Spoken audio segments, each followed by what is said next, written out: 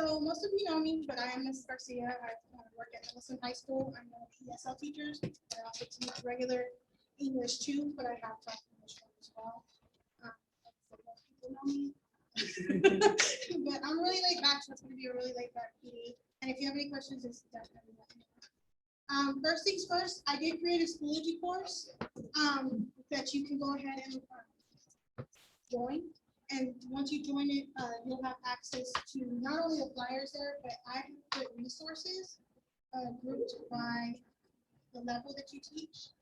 And so everything that I'm going to do in the PD will be in this one, including my YouTube channel, which I have here. And on my YouTube, I also have these presentations that are 4-star. And so Ellison has used them, and then other people have used them. Sorry. It's done really well. One of them does have my counterpart, Ms. Vargas, on it as well. And so when I show you the stats, that'll show you kind of how well the strategy has kind of worked for everybody.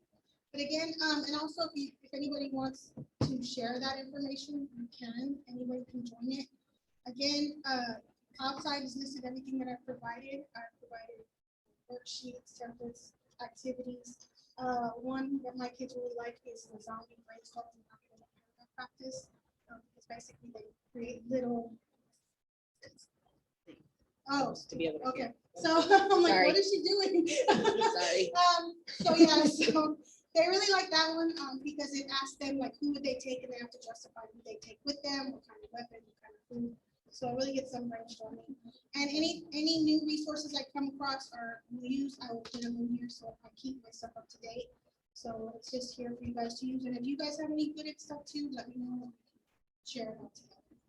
So that is on Schoology, and the code is on the flyer that I provided you. And again, my YouTube link is also there as well. All right. So without further ado, let's go ahead and get started. So this is basically going to be over formulas and processes that I have come up with over the past 3 years. So when me and Ms. Vargas got to Ellison, the ESL program was really shaky, and our kids were doing horrible on the STAAR. They were mostly rating in the 2000s on their STAAR test, which is just crazy. So we really worked hard and worked together, and we figured out a lot of different ways to set these up. So basically today we're going to go over the stats for the past couple of years since I have gotten to Ellison. A disclaimer and some background information about me. The PDs that helped inspire these processes, there are 2 of them, and I always tell my students give credit where credit is due. It's not the work thief. So I definitely want to let you guys know about those PDs. And then my brainchildren, which is basically the formulas and processes. And I'm going to go in tandem. It's going to be English 1 and English 2. And I'm going to show you the exact process, kind of the way that I would show my students. Okay. So first things first, the stats. So when I first got to Ellison, again, like I was saying, the STAAR scores were really low. They were in the 2000s. But over the past 2 years, our pass rate is now on par with regular students. And when it comes to retakes, actually we're slightly higher on the retakes. And in 2019, every ESL student that took the ESL remediation that was taught them the strategy passed their English STAARs. Every single one. And then now their scores are over 1,000 points higher than they used to be. We don't see the 2000s anymore unless they're brand new to the country and we haven't been able to get to them. Okay? So it really has been working. My stats. And so my stats for this year, I teach English 2, but within my English 2, I had a large population of ESL students and I had SPED students. So they were very much just run-of-the-mill kind of kids. My average score for all testers was 39.48, which is lower than the district average, which was 40.95. However, that's where everything starts to change. Because when you start to actually look at the average score of my passing students, they were making a 41.34 on average, while the district was 40.96. My SPED scores were 37.51 compared to the district's 35.23. My LEP students were making 38.89 versus 36.65.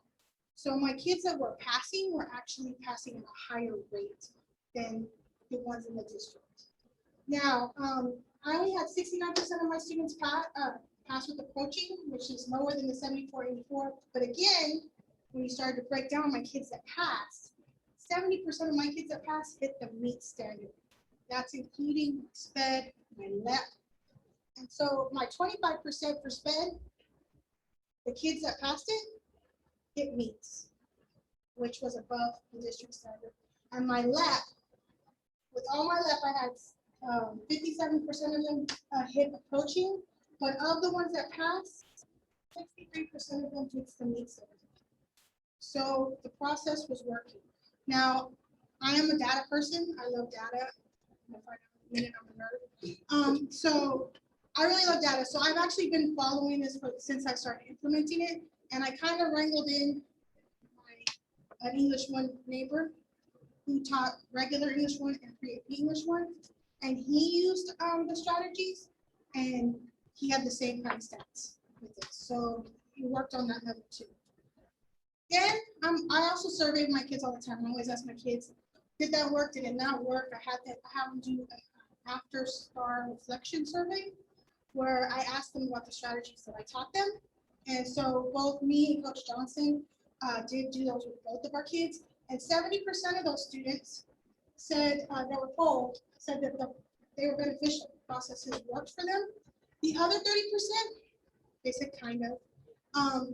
And then all of those kids, again, in that combination of kids that we polled and that we were surveying, were regular, SPED, LEP, and pre-AP. Actually, there was a lot of us pre-AP kids that said it was really helpful for them because it was like a foundation for them to kind of build on. So it does work, I promise. It's going to seem really simple when you see it, but it gets the job done. All right, so disclaimer, I'm a huge nerd, like legit huge nerd, which is kind of why these brain children came about. So my passion is English, but I also love history, math, and science all on the same level. People that know me do know that I really love those, and I really do love them. And if you don't believe me, I got my bachelor's from UT in English with a minor in philosophy, focus in East Asian studies, and specialization in classical Chinese poetry. But I started off as a mechanical and aerospace engineering student. So I love math and science. It's just my jam. And I promise you, I'm a nerd. That's just the tip of my nerdness because I also love anime and Marvel and Star Wars. So I do take that title very seriously. So most people ask me, why do I like math and science? Well, I really do like it because they provide formulas and processes and then ways to check yourself. I always joke with my students that the reason I love math is because it tells me I'm awesome, because I can use the formulas and processes to come up with the answers, and then I can work backwards and find out that I'm so awesome I got it right. And they're like, Miss Garcia, really? But yes. So I even have favorite formulas. So, so yeah, definitely have favorite math formulas and science formulas. They're just my jam. I love them. So I know as English teachers, there's a common misconception that we're supposed to be like you, math and science, right? I am not that type of person. And that formulas and processes are for those other subjects because English is supposed to be like an art, it's supposed to be really creative. You know, you're not supposed to put your thoughts and expressions in a formulaic way, blah, blah, blah, right? Which is true, I agree. You know, English is an art, but one of my favorite processes of all times comes from English, and it's that big, right? I don't know about you, I am a little old, but I grew up with this on the wall all the time. All my teachers gave it to me. I saw it even when I was in college, and I was like, I got that down. I can do that in a heartbeat, right? It's just my favorite. So obviously English does have its own formulas and processes. And I know you're probably like, okay, point made. But what does any of this have to do with the EOC writing? Okay, and I'm going to tell you. So as an ESL teacher, when I got to Ellison, I did realize that formulas and processes made language acquisition easier. If I could break it down into a formula that the kids could follow, English became easier, right? Because it is different at high school. An ESL student doesn't have the luxury, the way they do in elementary and middle school, to kind of slowly learn. Our kids get to us and we got to get them going as fast as possible because we're normally their only class that they have those ESL supports. And really, the rest of their classes, they go out and they have to pretty much learn all their subjects in English, right? And it's really hard. I mean, Ms. Vargas worked really hard to make sure that our kids get up to level as fast as they can, because we're doing them a disservice if we don't. So based on that realization, I set out to establishing all these processes. So I did come up with some, like if you ask my students that went through basic English, what's a noun, they'll tell you PPT, people, places, things, right? They'll tell you that adjectives go in OSACOM order, which is opinion, size, shape, age, color, origin, and material, right? So in reality, by the time they left, most of my kids could actually put a sentence together properly, better than native English speakers could. Because then there's also the basic sentence structures using the adjectives, which is an article, which they'll tell you A and B, an adjective, a noun, plus a verb, and that's your basic sentence. So it was really working out, and they were doing really well. And even when I transitioned to English, regular English 1 and 2, due to some crazy circumstances, these formulas work because I did find out that native English speakers, once they get to high school, they seem to have forgotten all grammar ever in life. And couldn't tell me what a noun was or a preposition or any of that. So these were really working. But there was one thing that was not working, and that was my favorite. My favorite was not working. When it came to writing, my tried and true, my greatest of all time, number one, was not cutting it. Not just for ESL kids, but for all the kids. Like, they were just all struggling. I would put that up there and I could have put it in Chinese. They really did not understand what I was talking about. And so the formula and the process just weren't concrete enough for them. And it's literally like it was a huge poster on my wall, and I'd say, look at it. And I might as well be telling them to stare at a snail. Like, they didn't know what they were doing. And I could try to walk them through it, it just wasn't working. So they just kind of saw it as too daunting of a task. It seemed too big. It was too much for them, it was too abstract. It just wasn't cutting it anymore. And then especially when I started talking about STAAR, they really were having some issues because I am the type of teacher that right off the bat, I do talk about STAAR from day one. I'm going to teach you things that are going to help you with the STAAR, but also help you once you go on to your other classes, right? So my kids normally know what they have to pass the STAAR. Do you guys know what you have to pass the English STAAR? Vargas and Espada can't answer. 3775. 3775, right? And it's higher than any other one. I also let them know that. Yes. I let them know English 1 and 2, 3775. Other ones, 3550. What is that? Yeah, it's crazy, right? It's higher. And I also let them know right off the bat, you're going to have to work for it because it is one of the most failed tests of all in all the states, right? Not saying that kids don't know, but you need to be prepared. You're going to have to take it seriously. They also know that you cannot pass the STAAR if you don't write.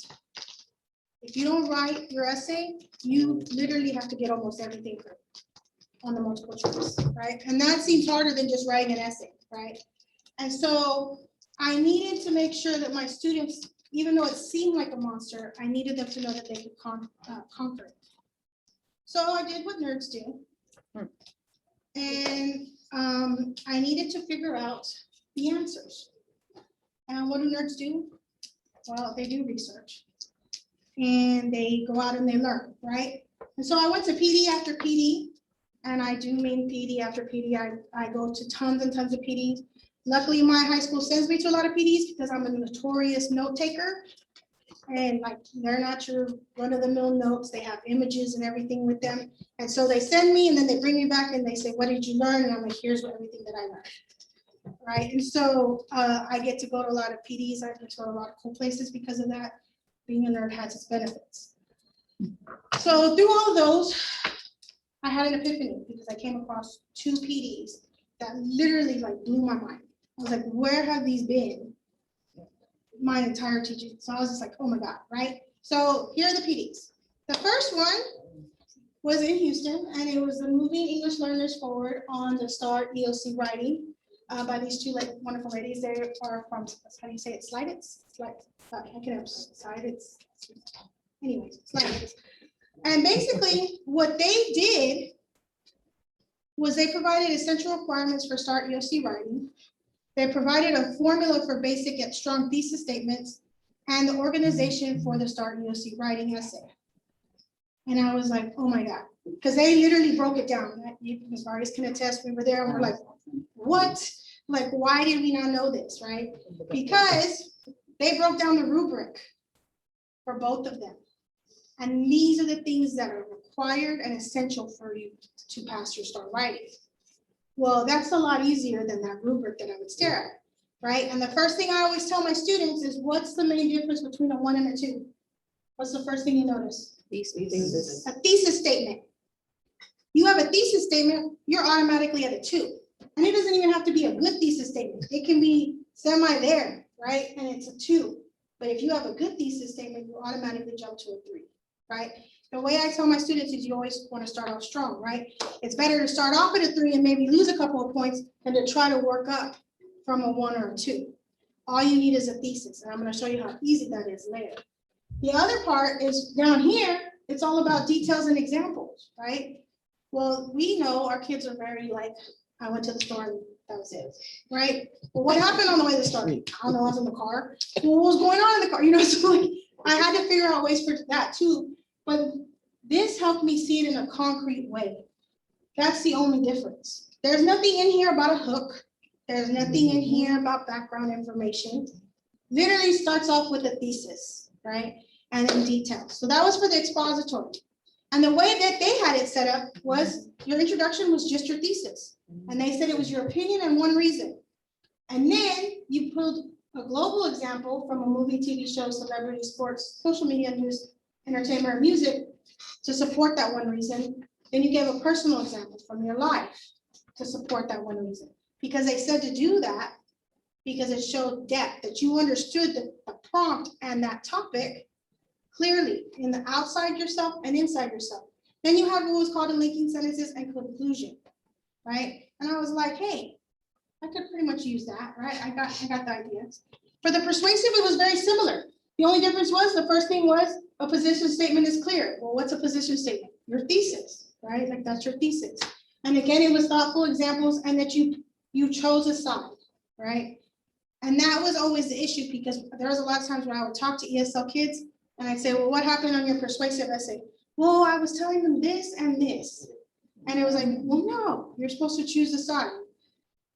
And then they set that one up as a thesis, which was, again, your opinion and one reason. It still followed the same, but then they had linking sentences. And then they acknowledged the other side and they did a call to action. Okay. And I'm going to show you that I did switch this up because I was like, again, I can use some of this stuff, but I'm a tweaker. I'm an idea thief. I'll give you credit. But if you're talking and you say something amazing, I'm going to run and take it and make it my own.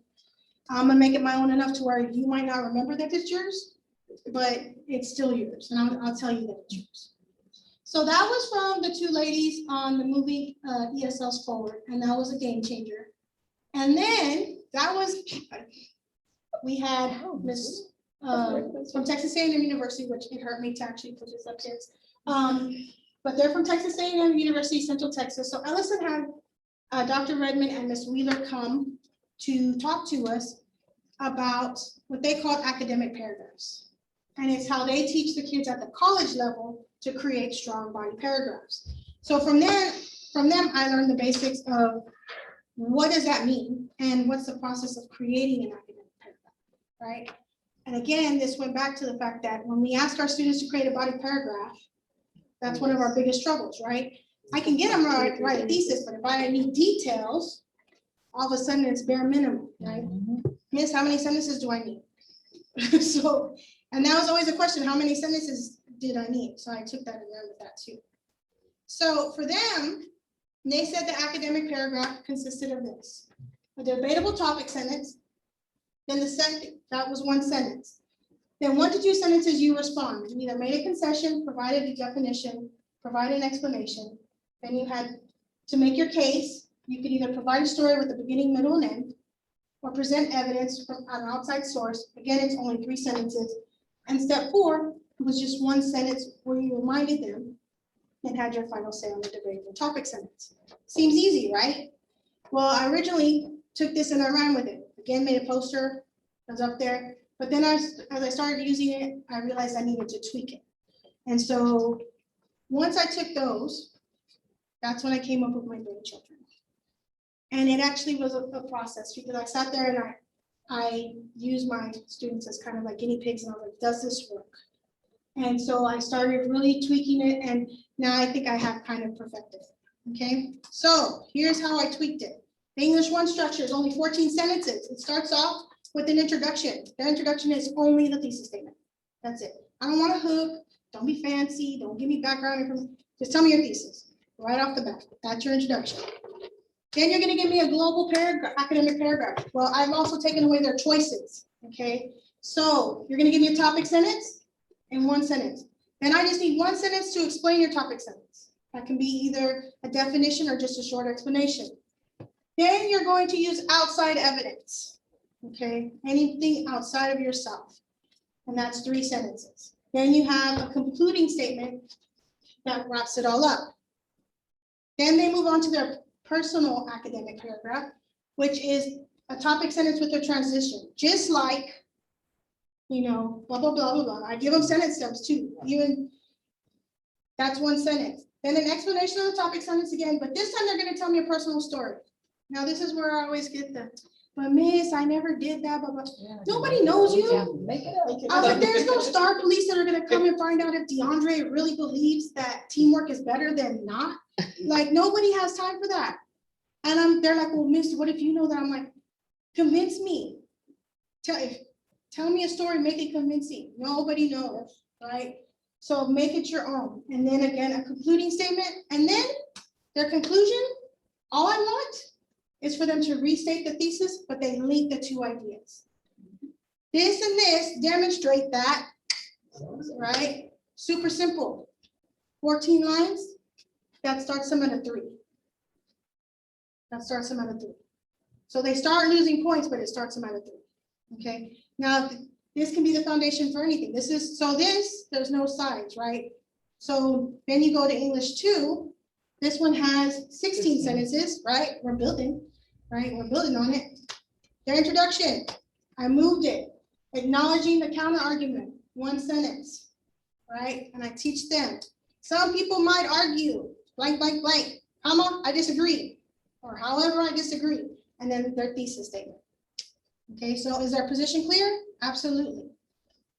Then they have, again, the global, it's the same thing as they learn when they're doing English 1, the same thing for their personal. The only thing different is their conclusion. They're gonna restate the thesis and then a call to action, the do something statement, right? That's a lot more tangible than my old go-to, right? I'm telling you what I want. And then I'm going to show you the process of how to get them there. And it really makes it easy. Right? It makes it so easy that by the time most of my kids are like, oh, that's it? That's all I got to do? Yeah. Okay, so any questions on these so far? So I did pull 2 prompts. There's the expository one and then the persuasive one on this side. You have a handout. On one side is the expository, one side is persuasive. I did it that way so that whatever you intend to teach, you can do, or you can do both. So these I actually pulled from the release 2018 STAAR. Now, in the course, you're going to find other prompts. Here's the thing too that I do for my students. Any essay I ever ask them to write, any essay, I set it up exactly like a STAAR prompt. Right? Even the CUA ones, I will take apart the CUA and make it look like this. Right? And I'll go find quotes and I'll do all that stuff. It always looks like this, so that by the time that they see it on the STAAR, it's like another writing assignment. It's nothing new. Because that's what I always tell my students. I'm going to do this over and over with you, so by the time the STAAR comes, it's going to be cake. You're going to be like, oh, I got this, it's no big deal. Right? It's nothing nobody can handle. So we always start off with the pre-writing process. You break down the prompt, you create a because statement. For English 2, you choose a side, you brainstorm a reason, You support the reason, and then you create your thesis. I'm showing you how simple that is. Okay, so the first thing what you're going to do is you're going to break down the prompt. I want you to cross out the quote. I tell my students all the time, it's a trap. Don't do it. Don't do it. There are prompts that you will find in my course that the quote literally says, Ms. Garcia says, blah, blah, blah, blah. Why are you looking at this prompt? If you're seeing this prompt, you're not doing what I told you. And then people will be like, really, Ms. Garcia? And everybody's like, oh, you read the prompt. You read the quote. You're not supposed to read the quote. Don't read it. It's a trap. Okay? Then you locate right, and you draw an arrow next to it. Because even if they are on the computer, they can make marks on it. So they can, I've seen them totally scratch out the quote and then they draw the little arrow. Then, if there's a whether in the prompt, you're going to cross it out and replace it with if. Because whether confuses not just students, but even some adults. So we're going to get rid of it and put one that everybody knows, which is if. Then, if you're English 1, you're going to underline everything after explaining. If you're English 2, you're going to underline everything after. Okay, now this one's optional.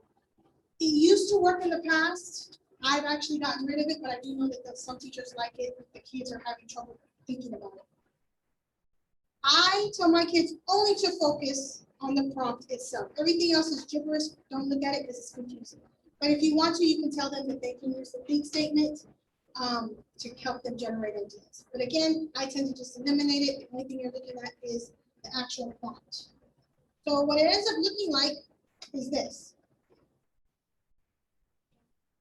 So everything else is gibberish. We're only paying attention to this. And what's funny is I'll even have some students sometimes they'll write trap over it. I did. Okay, right? So Did you really? It's a trap. yeah. What makes me laugh is so I do use so many like processes and things like that and sayings that if you walk by my students, sometimes you'll hear them say. They'll actually like they'll say it. And then I have students tell me that I'm also in their head and they're like, I hear you say trap, and I'm like trap. So that's what it'll look like. Okay. So now we have the prompt broken down. Because now we need to create a because statement. And I know most of you are going to be like, what's a because statement? Right? I'm going to show you a promise. So the because statement is basically the underlined portion of the prompt flipped around. So we're going to go through the process. So for the expository, it says why new technology is so important to teenagers. I'm going to turn that into a because statement. How can I do that? I'm going to end it with because. New technology is so important for teenagers because. Exactly. Yes. Look at you. So, new technology is so important to teenagers because. Super simple, right? Okay. English 2 is the same way and just as easy, but there's an extra step you have to do first for English 2. Okay. And here's my thing is even if you're only ever taught English 1, to me, it's always good to know both English 1 and 2 because I just feel like they go hand in hand with each other. So for English 2, before you can create a because statement, you have to choose a side. So you're going to create a T-chart. One side you're going to have for, and the other side you're going to have against. Then you're going to locate the underlined portion of the prompt. And then you're going to create for and against because statements for both of those. So I'm going to show you how to do that. Okay. And once you do that, you're going to choose a side, even if it's not the true stance. Okay. This is really critical because kids are like, but I don't believe that. Nobody cares. Okay? Nobody cares if you don't believe that. If you have more examples for the against, even though you're for, then you're going to write about the against, right? You're going to make your life easier. You're going to make Miss Garcia happy by getting the for on your essay. I don't care if you're for or against it. I'm not going to go find out if like, I can't believe you for that. Like, I don't care. So just choose the one that you can write the most to. Okay, so what it looks like is this. So for English 2, the prompt was, if it's better to succeed individually or as part of a team. And I really like this one because it's not an easy for or against, right? You literally have two different choices, right? So the 4, it is better to succeed individually because, and then obviously the against would be, what would be As the a against? team. Huh? As a team. What do you want to say? It's better to succeed as a team. Yes. I always make my kids give me full answer. Full answer. I'm not a mind reader. I always tell them, I'm like, I'm a nerd. I know a lot of information, so I can fill in a whole bunch of things in between what you said and when it gets to me. Okay, so it is better to succeed as part of a team success, right? And again, we're going to choose the one that you can write the most to. Okay? And you're going to also stress one or the other, right? And it was so funny because I do stress one or the other. And again, I poll my kids. And so after they found out their scores, there was one kid, he's like, well, I know I didn't pass the STAAR, miss. And he's like, when I was writing the essay, you know, I was writing to both sides. And the entire class was like, what are you doing? No, you're supposed to choose a side. And he's like, I forgot. You have to choose a side. And you're going to choose the side you can write most to. So most of my students, because the examples I'm going to show you are pulled directly from my students' brainstorming. Because I walk my students through this process and we do it over and over again. And so they get used to doing it. So most of my classes chose against, which is, it is better to succeed as part of a team because, and then what you do, that's your piece, that's your because statement. Okay, so for English 1, super simple. Just flip the prompt into a because statement. That's your first part. For English 2, you have to choose a side and then. Any questions so far? Is that making sense? Yes. All right. I have a question. Yes. So in the key chart, you would have to spell out the because, what's happening? Yes. I always make them do the whole process. I want the sentence because. And so here's what I also do. Because a lot of kids, they don't like to pre-write. I make it a requirement. I want to see your pre-writing process so that I can know how you got to your essay. So that it does become second nature. Now, there are some, especially the really strong writers, after they've done it so much, they don't have to do it on paper anymore. They can just kind of figure it out. But it's more tangible. Because what I tell my students too is anything that you have in your brain, you need to write it down. Because I don't know about y'all, but I can be thinking about one thing and I'm like, oh, that's a great idea. And then all of a sudden I'm thinking about something else. And I'm like, oh, what was that idea that I had? Right? So you want them to be writing everything down. So now that we have our because statements, we need to brainstorm the reason. What does that mean? We're going to find reasons to support our statements or our because statements. So what you're going to do is you're going to draw a large circle. I always tell the kids to do it underneath the prompt, big old circle. And you're going to place your chosen because statement within that circle. And normally I'm drawing.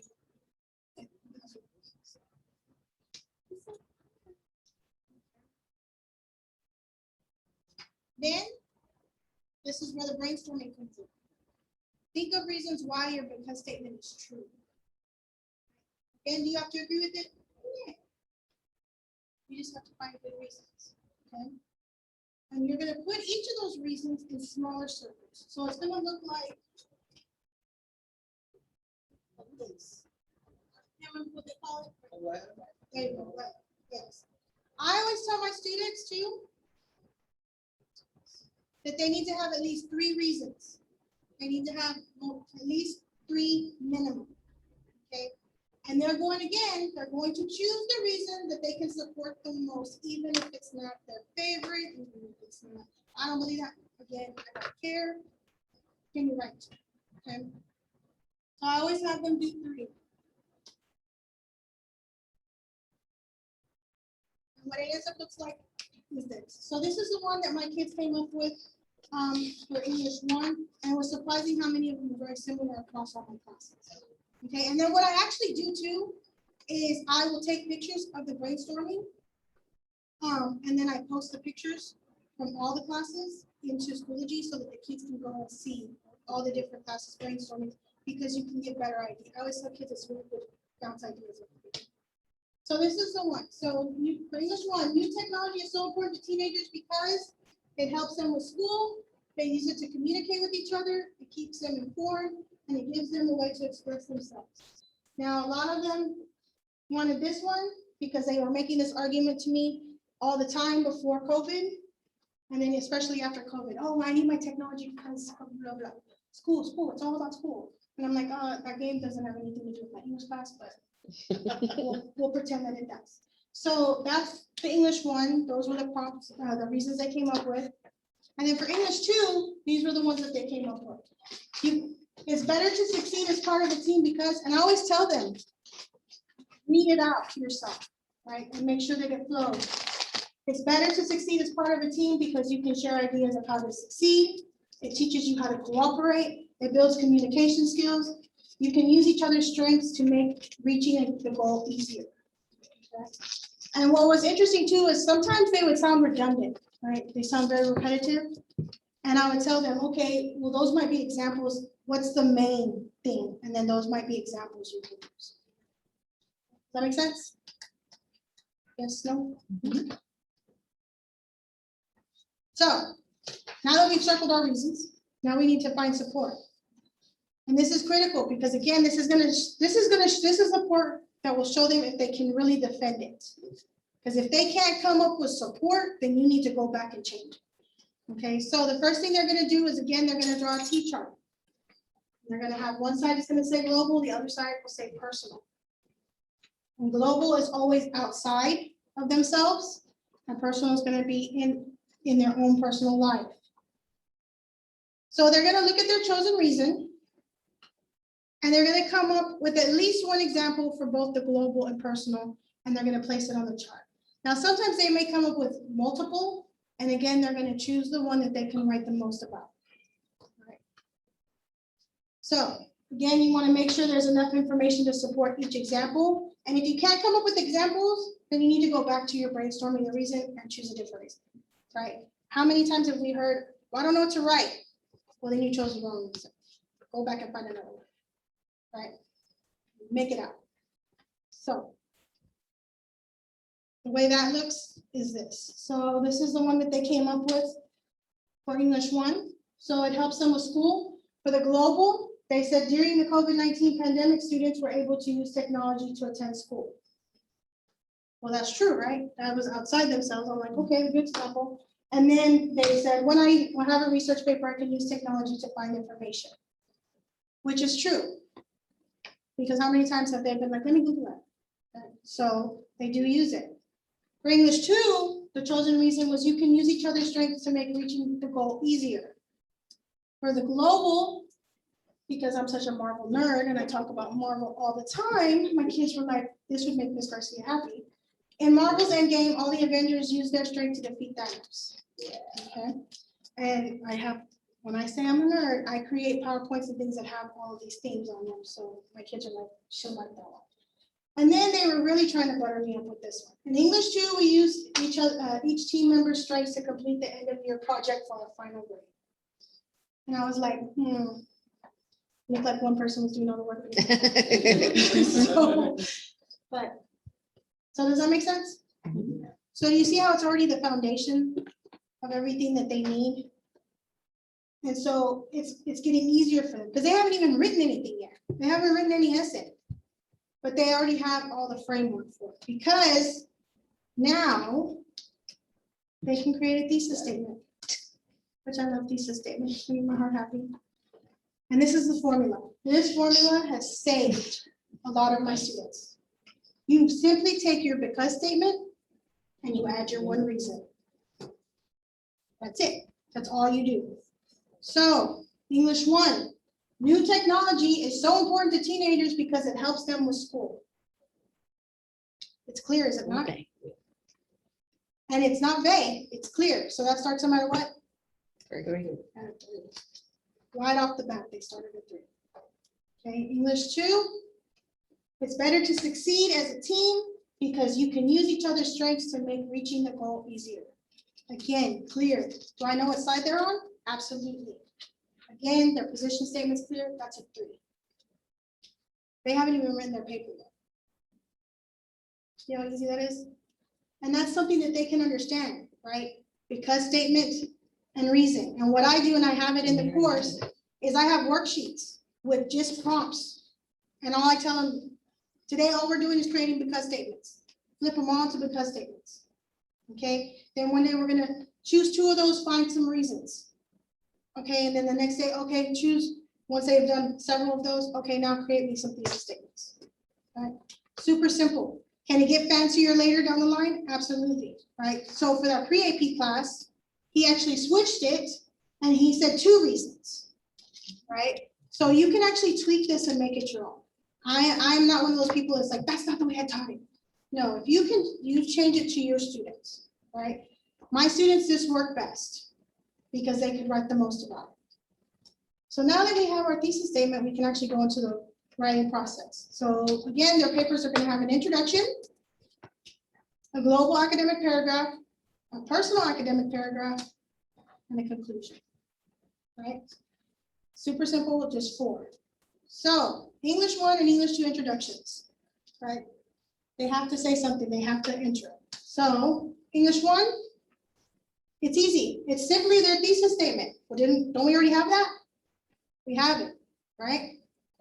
English 2 is a little bit more tricky because it has to acknowledge the counter argument. I tell them to get it out of the way. Just get it out of the way and be done with it and never mention it again, right? So the formula for that is what you do is you take the because statement you didn't use. And so you'll say something like that because statement, right? Even though some might argue the because statement I didn't choose, I disagree. And then now I add my thesis. Make sense? So this is what it looks like. English 1, super simple. New technology is so important to teenagers because it helps them with school. There's their introduction. I don't want anything else. Don't add anything. I don't need a hook. You don't need to be witty. Just leave it alone. Because I also tell them that the graders don't have enough time to sit there and worry about your wit, right? Like they're checking. Is there a thesis statement? Is it clear? Yes. That automatically puts you at a 3. Why would I try to detract from that, right? I'm going to start off strong. English 2. Even though some may argue it's better to succeed individually, I disagree. It is better to succeed as part of a team because you can use each other's strengths to make reaching the goal easier. Now, some of it may seem redundant. Yes? I was going to say, going back to what the graders, you're talking about the graders. Graders have about 1.5 minutes to 2 minutes per essay. Yeah. So they're not spending a lot of time. They just want to see, do you have it? Yeah. So that's all. If they take longer than that on an essay, they get docked, Yeah. like from the actual bigger graders, the score leaders. Yeah. So they're literally going through and just check, did they have this, this, and this, right? And this makes it clear. Now, a lot of it may seem redundant, right? They're using the same words over and over again. I tell my students, don't worry about that right now, right? Because it's clear. That extra like flair for words and everything, that takes you from a 3 to a 4, right? Right now, we're working on passing. Once you feel strong, once you get this process under your belt and writing is easy to you, then you can go back and start changing up some words, okay? So I tell them not to worry about that. Is it clear? Is it there? That's what I want to know. So now you have your introduction. Pretty simple, yes? All right. The global academic paradigm. Wow. Sorry. Just so you know, my Bitmoji, my students say my Bitmoji is me. They know that if she's there, they're supposed to pay attention because she's on my YouTube videos and they're like, so we know. That's important. Yes. If we have time, I'll show you my epic guilt trip that she gave them at the end of the year. Because they really loved it. So for a global academic paragraph, you just have your topic your topic sentence, which needs to be debatable, right? I don't want facts. I don't want anything like that. But again, it has to be from your example. Then you're going to explain it in one sentence. So clarify, right? Tell the reader what you want them to know. Don't let your reader assume anything because they may assume wrong, right? You can say one thing and you're like, oh, I know Ms. Garcia is automatically going to connect that. No, because Ms. Garcia has read a whole bunch of books and I might be thinking, oh, that means over here, this is what this means, right? So you need to be very clear, so they have to explain it. And we actually go through a process of creating academic paragraphs, and that is in my course where I break it down and on how to set them up. Then you're gonna have outside evidence. You're gonna use the global example that you pulled from your pre-writing. That's where that example comes in. And then you have a concluding statement which wraps it all up. So I'll show you what that looks like. Again, I didn't really break down this process for this PD, but there are videos and there are step-by-step PowerPoints in the course for you guys. And I literally break it down. One of them talks about how they failed an English test because they didn't study. So yeah. So what it ends up looking like is this. Technology is beneficial to teenagers because it allows them to learn from anywhere. Right? Does that connect? I always tell them, does that connect to your thesis statement? Sure does, right? Okay, so that's my debatable topics sentence because somebody could argue that you can't do that, right? I know some very grouchy teachers that would argue this. Okay, so students no longer have to be on campus to learn their lessons. I've explained that because I could think anywhere is anywhere, right? Well, now I'm telling you it's off campus. During the COVID-19 pandemic, all the schools shut down. So now they're going into evidence because the evidence you only presented in 3 sentences, right? Students, however, were still able to learn remotely using their technology. Okay. Every day, students logged on and completed their courses and worked with their teachers. Now, this is considered outside because it wasn't just them, it was all students, right? So they understand it. And then they're going to wrap it up. Without technology, students would never have been able to complete their school year. Does that all support the new technology is beneficial because it helps them in school? They already have it there, right? For English too.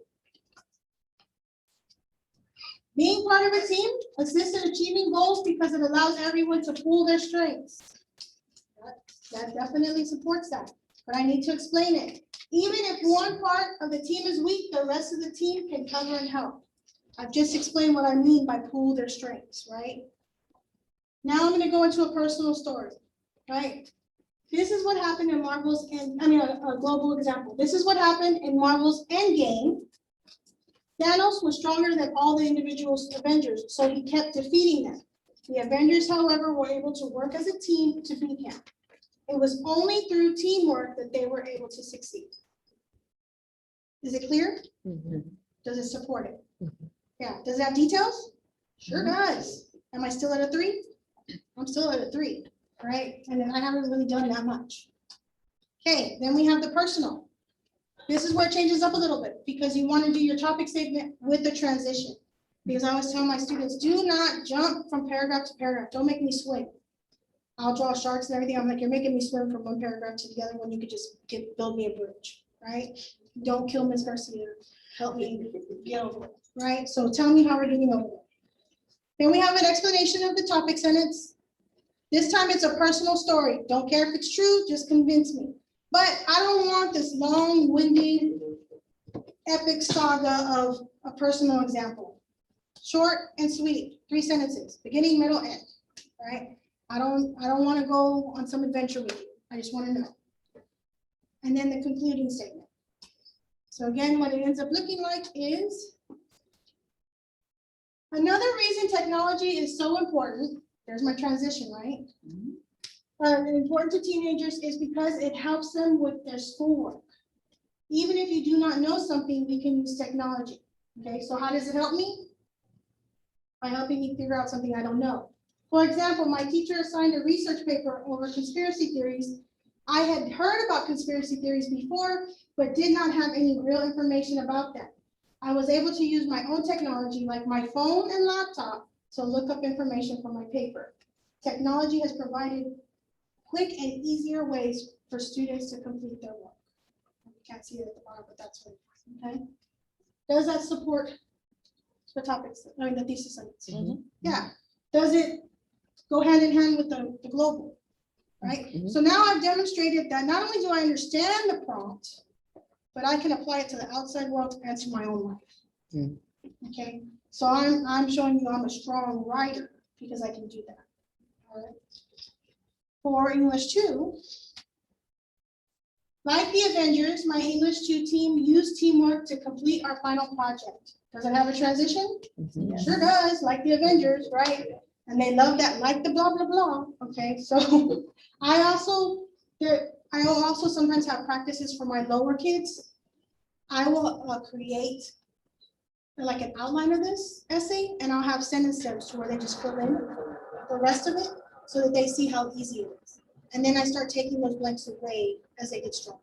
So that really works with your ESL and your SPED kids. But sometimes it's even good for your stronger writers, because sometimes your stronger writers are like, I got it, I know what I'm doing, right? But then when you force them into a box and say, no, I need you to do exactly this, it really does challenge them, okay?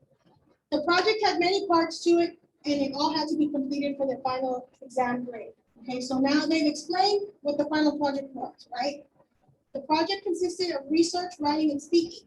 I am strong in writing, but my partners were strong in the other two areas. We decided to divide and conquer by focusing on the parts we were strongest of, and were able to get an A. We may not have passed if we had not worked as a team. But you get the gist of it. Does that make sense? Does any of this seem hard? You think your kids are going to think it's hard? They're going to say it's hard until you do it a couple of times, and then it's easy, right? And you're going to make them practice it over and over and over again. And these, even though these seem simple, this is foundational things for later writing, right? Yeah. Because all you do is you expand as you go. So now I have the 3 components of my essay. Have I really struggled that hard? It seems manageable, right? Every single section. Okay. So now you just got to wrap it up. English 1, I'm going to restate the thesis. I'm going to add the global and personal example to the thesis. And for English 2, I'm going to do the same thing, but then I'm going to do a call to action, and I'm telling us to do something, right? It's called tell them to do something, right? So my kids came up with, for English 1, the fact that technology allows teenagers to learn from anywhere and assist them with their schoolwork serves as a perfect example as to why new technology is so important to teenagers. So I wrap it up. I restated thesis, reminded them of my examples. I'm done. That's my essay, right? I'm done for English 1. Okay. English 2. Both the Avengers and my English 2 team demonstrated that it's better to succeed as a team because it helps in achieving goals. Therefore, the next time you face a task or challenge, find yourself a team. Okay. So, what would you rate these essays? 3. They're 3s. They're 3s right off the bat. Right. So, in reality, I tell my students if they follow my formulas and processes, all they can do is go up. Right? Because now they can go through and start looking at word choices, right? Maybe varying their sentences. And that's going to push them to a 4, right? And once you pass your writing with a 3 or a 4, and you use the multiple choice strategies that I teach them, the STAAR is cakewalk. Really is. And so they're done. I love your So basically, there's your English 1 essay. And your English 2 essay. Pretty simple, yeah? Very quick. Yeah. And my kids will even say that. That's it. Yeah, that's it. Not necessarily. It has to be. Well, no, because you made it bigger in your mind. This is it. And then what happens is after STAAR, I didn't get to this year because it was a crazy year. But normally after STAAR, then with my English 2, I introduce them to the 5 paragraph essay, because this is the foundation for them, right? Now you're not just gonna have a thesis, you're gonna have that in background information, but still it's all the foundations. Right? And I always tell them, I know about foundations because I studied engineering, and one of the things your team made me do was go sit in a civil engineering class and watch all these buildings crumble because they had weak foundations, right? Made me terrified of bridges, right? Can't go across a bridge because of it. But I know the importance of the foundation. And if you can master this, and so what they started doing too is they would write on the side of their paper, thesis statement, global, personal, conclusion. They would actually start to write it out on the side of their paper so that they would make sure that they could hit it. Because remember, one of the things I like about math is I can go backwards and make sure I have everything. And that's what they would do. They'd start to write it on their papers. So it does help them. So there you have it. Those are my formulas and processes for successful EOC writing. Questions? Wow. So, and when I say like my kids' writing went up exponentially, really good. Their writing scores were higher than the districts. And the kid, when I asked them, when they came in, they were like, "Oh, Miss, it was so easy." Blah, blah. Because again, they only have 26 lines. So you can't write some sorrow. It's 26 lines and they have to get all these marks.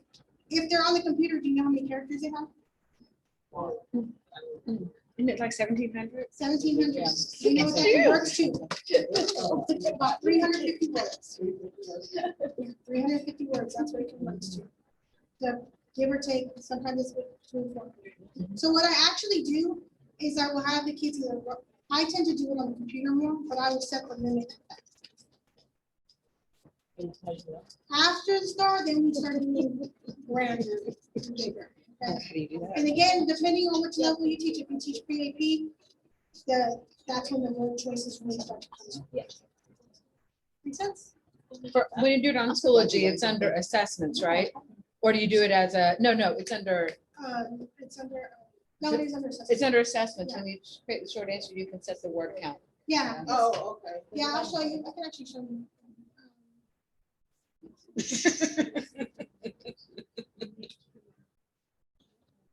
Character limit or word count? Because it's character limit without spaces. Yeah. Oh. So, and I found the conversion rate for that, so that's why I was able to. But it's, yeah, it's assessment. And then, Oh. so, we, You got to put category. That might be my kid. mhm. I'm gonna put it down. You What's set that? his limit. You're having my kid. next year, so, okay. Hey, you will not. Oh, okay. And so. Yeah, How many words? down at the bottom. No, No, it's not under assessments. It's under, it's under the other one. It's under the, test quiz. Test quiz, there you go. Oh, that's. Yeah. I don't like test quiz either, however, this does help for this. Because I was just doing writing. I could do that. Okay. Yeah, and that's the only time I ever use it. But when you do it with the test quiz, you can add the text at the bottom. So it'll have the prompt and everything set up. And then you can do the character limit, or you can do. Well, actually, what I'll do is I'll actually. Look at you, school. I'll I know. put- Where did that just come from?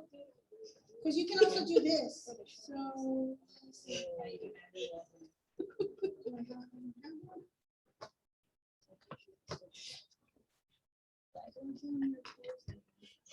You can actually convert the prompt into like a JPEG, and I literally will attach it, and so it's the whole prompt in there. You can do it as a JPEG, or you can, if it's converted to a PDF, you can just copy and paste it and put it right in there. And then make sure the formatting is. And see, now they do have character limit. Before it was word count, so now they actually have character limit, and I set it, Mhm. and it doesn't let them go past. Right. And then plus, what I'll tell them too is if it says, "Oh, miss, I've hit my limit," then you're not following the requirements, sir. You being. Yeah. I need you to be specific, right? So that's a good way to show it too. Because Coach Johnson did have that issue with a lot of his pre-APs. They're like, I'm not even halfway through my essay. Well, then your essay is not gonna fit, so. you need to shorten it. Yeah, you can do the word limit. Yeah. Yeah. You can do it in the assessment. Okay, In the yeah, assessment, Yeah. you That's can- what I was I thought you that's what I could. thought. Yeah. Okay. They Yeah. have it set at 10,000. Yeah, it's like some crazy number. This one is character, test is I don't know character what- limit, assessment is word limit. So whichever you. Yeah, this is feel word. best. And you can make it Okay, I big. just. Okay. And you can allow submissions over word limit.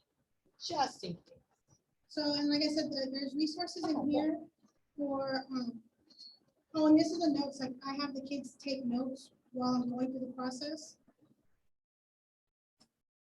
So like they'll know what they have to do, and then they keep that as reference. The expository thesis statements. That's how I set it up. So do practice. And they just practice. And what they also, a lot of my kids notice, but I never say it out loud, is that their topic statements are also because their topic statements. Oh, okay. Oh. Yeah, they tend to be because statements. So yeah, so that's all in there.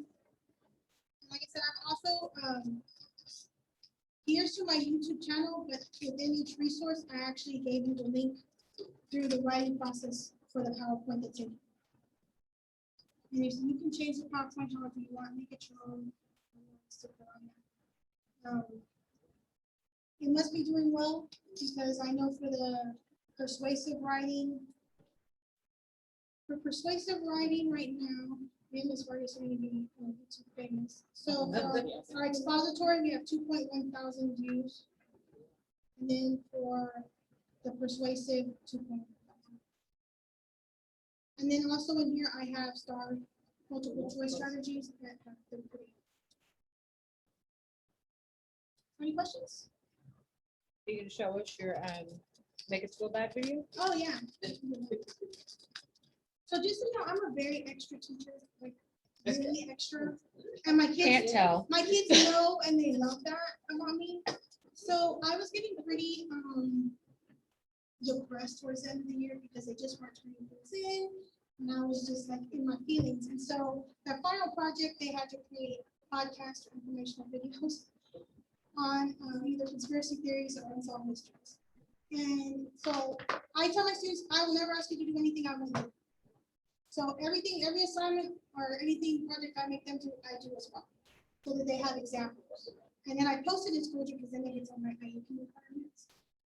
So therefore, I got in my feelings when I did the Martha video.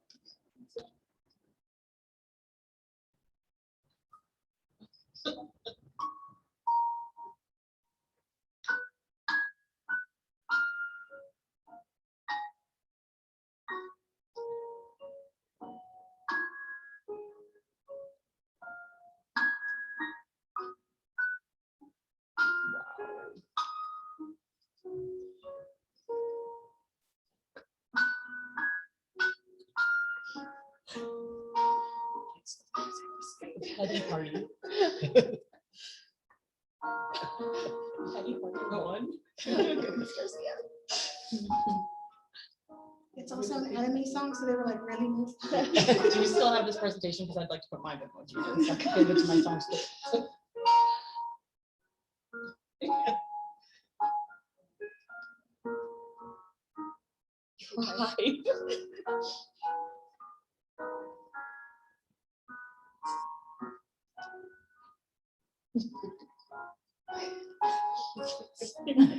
That one will unit. Yeah. This is your They were like really ASPC. So that was my epic guilt trip the video. Oh, look who it is. Yeah, so yes, Miss Ocampo. So because I did create my own YouTube channel to where and I'm going to continue to do it because it actually has worked out, even though we're going to be all in person, is I record every lesson and I post it. And so if you're absent, there's no reason you can't go back and look at it. A lot of my kids will actually go back and look at it, especially for the projects one. I will provide a step-by-step video of the project. And so they go back and they look at it through the requirements. And so and then there's some that my kids just go and they watch because they think it's funny. That one, they said that they would watch just because it was hilarious. And then I can divide it up. And it's also worked with like, this was a graphic novel that we did. And so what I did was as I went through, I had the audio reading it for them. And then for this one, it doesn't have any audio, but it's like, it shows the pictures and they can pause it and things like that. So it made it really easy for me. This has saved my life because it does actually hit a lot of the IEP stuff. They can break it down, they can go at their own pace, everything like that. There's examples. And then I post it in my Schoology. My Schoology page is really extra as well. So my daily lessons were very, because we have time. So no judgment though, okay? Because Too late. I swear I have a life. I do. But this is why they sent me to PDs, because they sent me to the school GPD, and I was like, I took off with it, so. You can understand Bob's. Oh, yeah, I could go to some, but I don't think I have all the videos of the sandbox. one.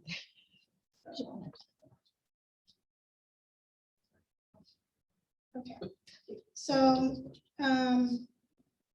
here's all my stuff, right? And then, so like 4th 9 weeks. So when they would go, they could, if it's in red, that's an assignment. They already know, or it's due date. And then, let's see. Here we go. So there's my daily objectives that I would read out every day. So I don't have to put it on the board anymore. It was on there, projected on the screen. This is a recording of my video of the lesson. And then here's their lesson with the overview that they would have to do. And then there was their daily attendance. So they knew before 4 o'clock every day that my video would be posted. And it's literally me in class teaching. Oh, All okay. right, guys, so today you are.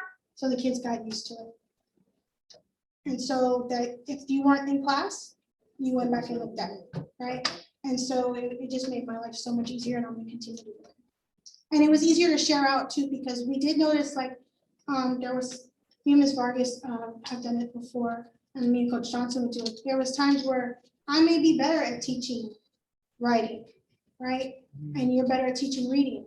Well, then I could actually show my kids your reading lesson. Or if the kids were like, well, I didn't understand the way Mrs. Spada explained it. Can you explain it? Oh, well, go take a look at my video. And by putting it on YouTube, there was no excuses at school. She was down because YouTube is always up. Yeah. And it's there. And so it just made it easier for me. But yeah, it's like I said, I'm a nerd and an extra type of teacher. So, yeah. So any questions, guys? I hope that really did help. I don't know if it did or not. Yeah. Okay. Yeah. And feel free to always reach out to me if you have any questions. I like to share. Yes. So since you are extra and a nerd, Yes. you know that in the after this coming up school year, they're bringing the short answers. Mhm. So are you gonna create? Yes. Thank Of you. course I am. I'm already thinking about it. All right, just checking. Mhm. I just need to know the requirements. For it. Got you. No, it doesn't. I always approach things with the ESL strategy type of mindset, because ESL strategies are good teaching strategies. They're best practices. Because you don't have to be an ESL student to be struggling. Right, and even your top students, there are aspects where they'll struggle. And so if I do best practices, then I'm hitting on my kids. So, and then these are easy to break down and differentiate. So what a lot of people don't realize is when we have ESOL classes, our ESOL classes go from absolutely no English to almost native speaker. So by setting it up this way, I could have my kids that were higher advanced working on global paragraphs, right? Where I'm maybe focusing just on the because statements with my beginners. And so it's easier to break things down.